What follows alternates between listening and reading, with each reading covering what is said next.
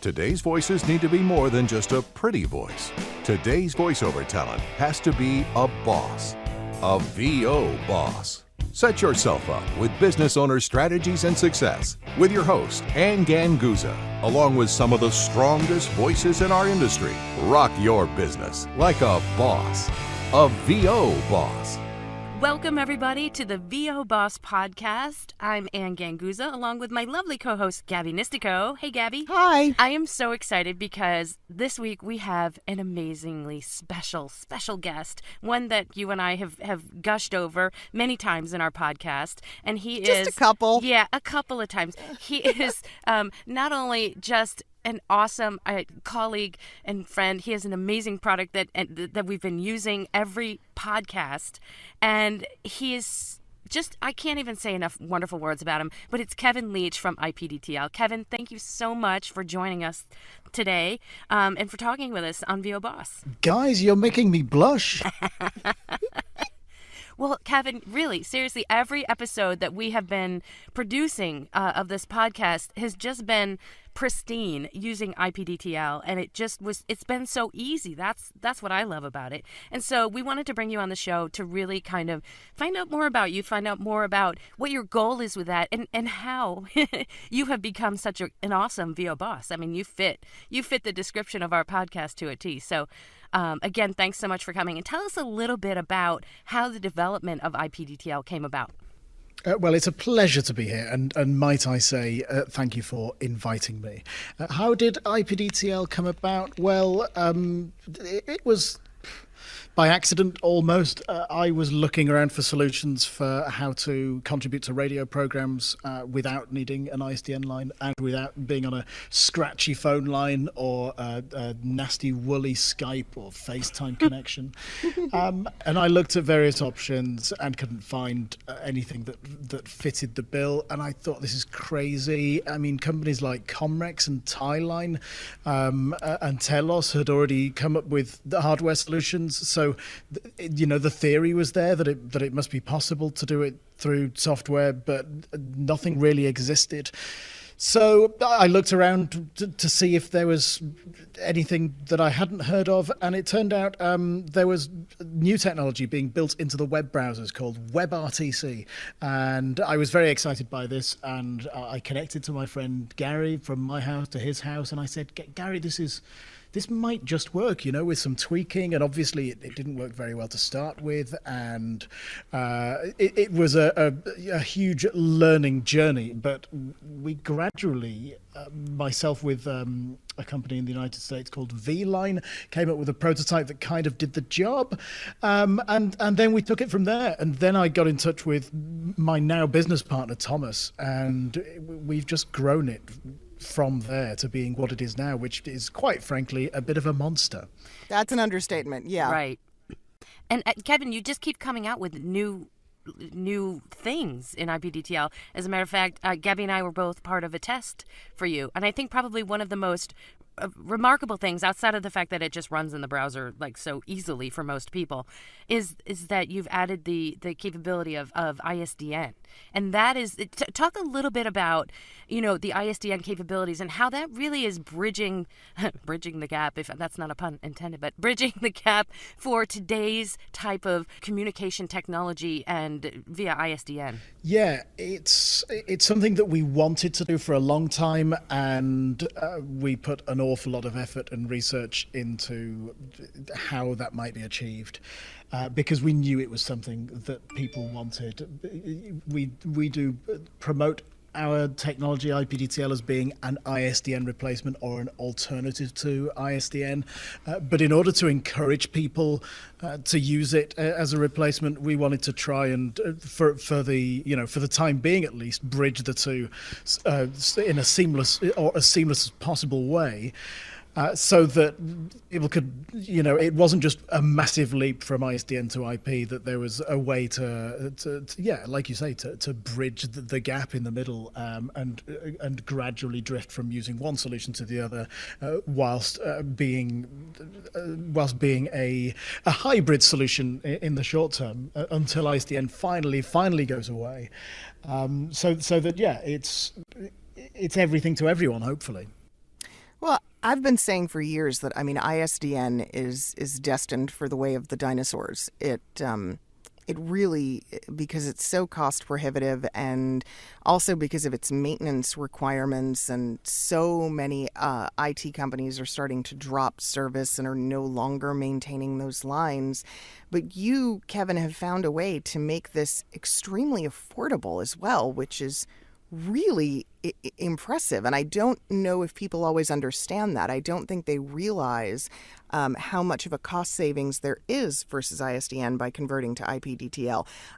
Is there just a way that you've managed to keep those costs down, or is this just kind of still in the introductory phase for that, or is that something that you plan to continue? Well, it's through scale, I suppose. And there's another nail in the coffin for ISDN this week, by the way, actually, and do remind me to come back to that. But yeah, I guess it's through scale that because ISDN infrastructure is expensive, and obviously, you know, there's a bit of irony here in that we were trying to encourage people away from ISDN, and now ourselves have had to, as a company, have had to get involved in provisioning ISDN. And there's been a massive amount of cost there. But if we have, let's say, 10 ISDN lines, we can have, over the course of a week, 100 different people using those ISDN lines. So that's how we managed to make it affordable. By essentially, we're sharing the cost of ISDN amongst our users. Genius. There's also well, thank you. Yeah. There's also the fact that we're a very small company. Myself and Thomas are the only full-time employees, if you like, and compared to a lot of companies which have support staff and premises and vehicles and everything that goes along with running a company, we don't have those costs. We both work from home, and we've started throwing a bit more cash around recently with our big stand that we did at NAB show in Las Vegas a couple of months ago. But until recently, we really haven't spent much money, and we've tried to do everything on a budget ourselves, and that way we can pass on the costs to you, the user. I love that, Kevin, and remind me to ask you, how you actually do it all, because I know I know that you're a small company. How genius to actually take on the ISDN issue, because I remember back in, when I was in IT, and I was one of the early adopters installing voice over IP phone systems back in like 1998. And when the technology first hit, people were just like, oh God, it sucks. Calls were dropping and there was echo and the quality was horrible, and everybody said it would never last. Well, 17 years later, right? Or 15 years later, right? People have voice over IP and they don't even know it. I think that the technology and people's acceptance, that's the bigger issue of the technology, really has a lot to do with why you had to incorporate the ISDN, because there are people who are just staunchly keeping hold of their ISDN if they can't, but it's the provisioners that are like, hey, come on, this is antiquated technology. And so you've got those few people left that are a lot of times the big players that are still hanging on to the ISDN as long as they can. And for you to come in and play with that nicely, that is brilliant. That is a way to really, I guess, ease in the technology and ease in your product so that people accept it and start to use it and love it. I love that. I hope so, and we've made it a little bit easier, by the way, this is a brand new development that we've been working towards for a while, and we announced it at NAB show a couple of months back. It's now ready for early adopters to have a play with it, and that's to have your own ISDN number. This has always been a limitation since we launched our ISDN functionality, in that you don't get your own SPIDs, as people call them, ISDN numbers, and now that's changed. Until very recently, or until now, when you set IPDTL to receive an incoming ISDN call, then it would give you your numbers there and then, and they would change. If you come back the next day or an hour later, they'd be different again. And that's obviously a problem for studios who want to, or agents who want to know your ISDN numbers a day in advance. We are offering users the chance to have their own dedicated ISDN numbers based in Los Angeles, and for a minimal cost on top of your annual subscription. We think it's going to be $160 on top of your annual subscription to have your own dedicated ISDN numbers, LA ISDN numbers that you can put on your website. And if you want to give them to a client a week before, that's absolutely fine. I had the chance to test it just this past week, and it worked beautifully. It was easy. It was seamless.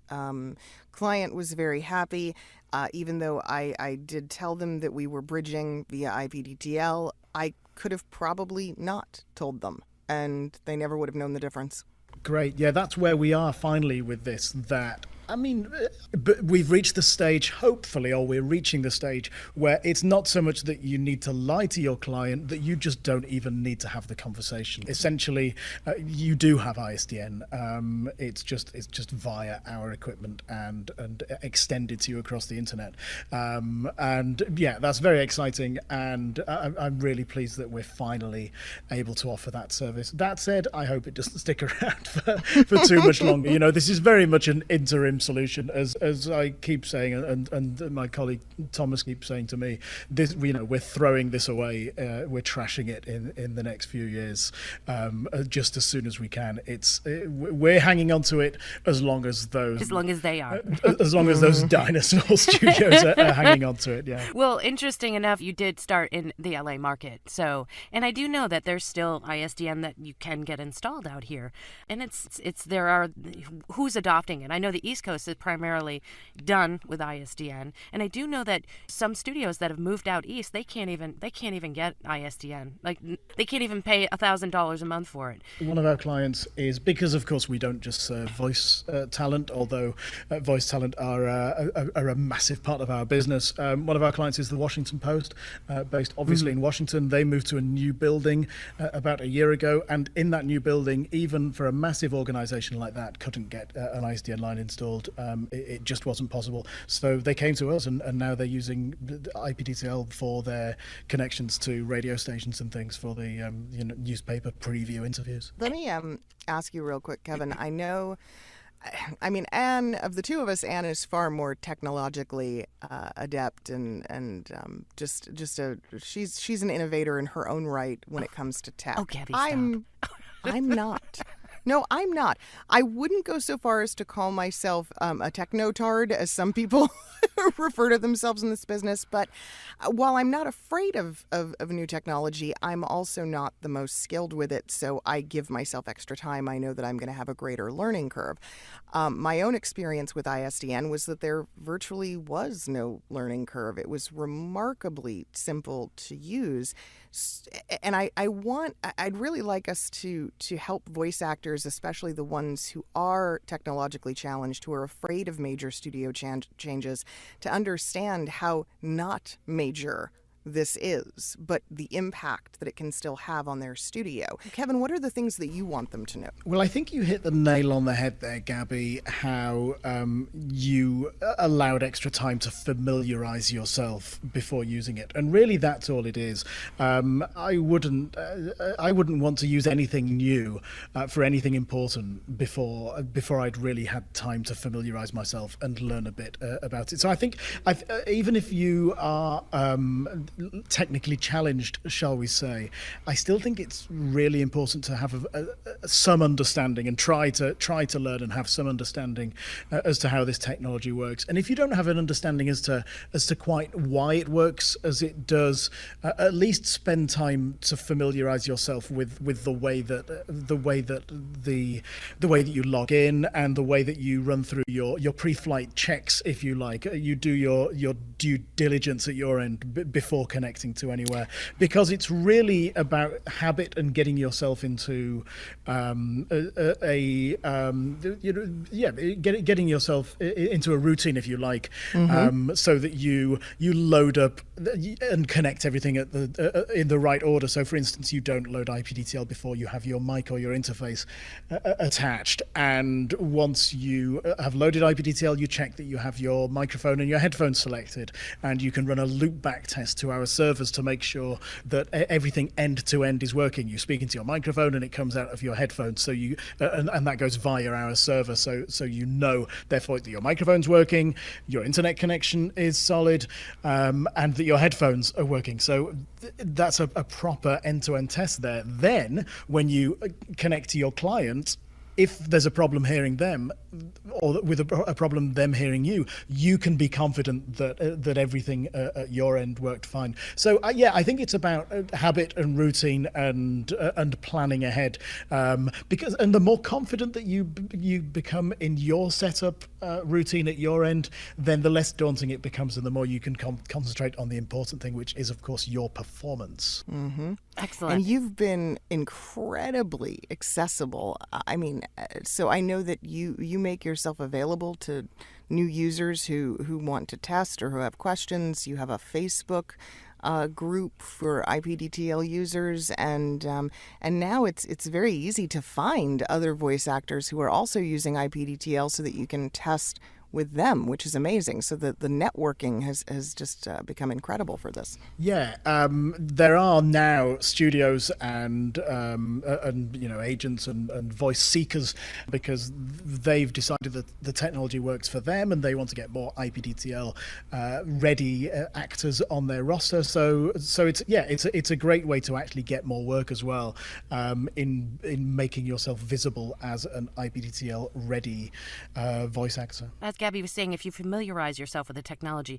I think that the talent is just as much of a promoter for your product as studios. And I think that it's important that we as voice talent, if you make it accessible to us, if you make it easy for us to learn it, and that it helps us to promote your product as well. Because I have, for the longest time, every time I connect up to a studio, if I'm going to remote direct a demo, I'll always ask, can I connect via IPDTL? Because I really need that quality connection. If I'm going to be remotely directing, I need to be able to hear what that talent is doing, and I need to be able to hear every nuance of it, and IPDTL gives that to me.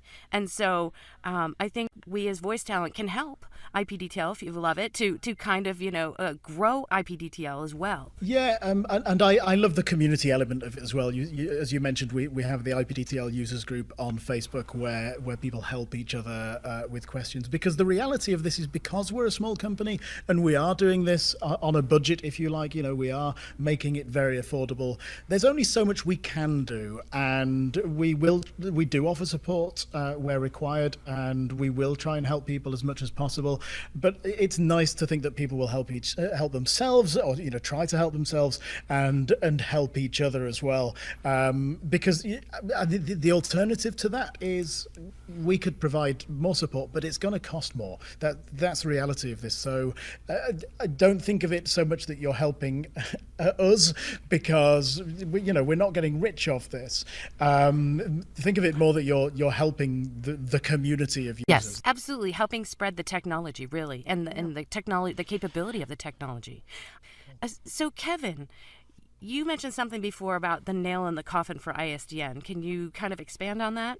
Yeah, and this is another of many nails, which we keep seeing over the course of time and will continue to see. And the latest one is that Sprint, who are one of the long-distance providers in the United States, are completely turning off their long-distance network. Wow. Now, they've said that the end of June 17 is the date for turning off their long-distance network, and that leaves, kind of 1.5 long-distance networks left in the United States. AT&T are still doing long-distance for a premium, and the company formerly known as MCI, who were bought by Verizon, I think. They still have a long-distance network, but it's not. If you Google it and try and find a salesperson, it's not easy. So it's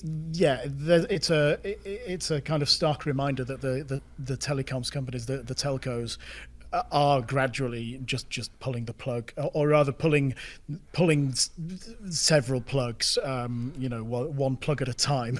So, Kevin, tell me or tell us about the importance of having a good internet connection and how it can positively affect your IPDTL session. Massively important. And I was saying to you before we started this interview how I'm hoping to move house soon.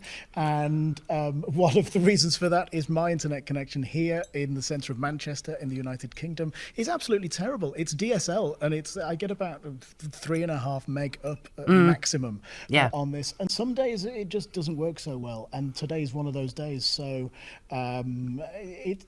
we talked before about how people are nervous about the transition from ISDN to IP because it is more variable and, potentially not so reliable. And it is a challenge. I accept that it is a challenge because it is IPDTL and other such technologies are only ever going to be as good as your internet connection. We need to, collectively as a society, if you like, or as a community of voice talent, keep putting pressure on the companies to make sure that the service that they're giving you for your internet is as solid, as reliable as possible. And here's another thing: if you, I only have one internet provider into the building here. If you're lucky enough to be in an area where you have, I don't know, Google Fiber and AT&T, then get one of each, because as a professional voice talent, then having a backup and having options for your connectivity, I think is really important. So, Kevin, then, in terms of not only having a good internet provider, what other tips can you give to us in terms of having the best IPDTL connection possible, and in terms of, let's say, maybe connection at home to our router? The first thing that I said thousands of times now, but still people sometimes are surprised by, is forget Wi-Fi. Wi-Fi is not a professional means of achieving an internet connection. Yeah, it works around the house for domestic stuff, but I mean, how often do you get frustrated around the house because your laptop won't connect to the Wi-Fi? That's indicative of how it really isn't the kind of technology you can rely upon for the kind of demanding the demanding application that as a voice talent you have. And here's another thing: when did anybody use wireless ISDN? When did anybody connect their Zephyr box using wireless technology? Absolutely never, because it would be an absurd notion, and therefore, I hope I'm pushing this point home strongly enough. Wi-Fi is not the way to go. Get a wire. People will say, "Well, I can't because it's on the other side of the house." Well, sort it out.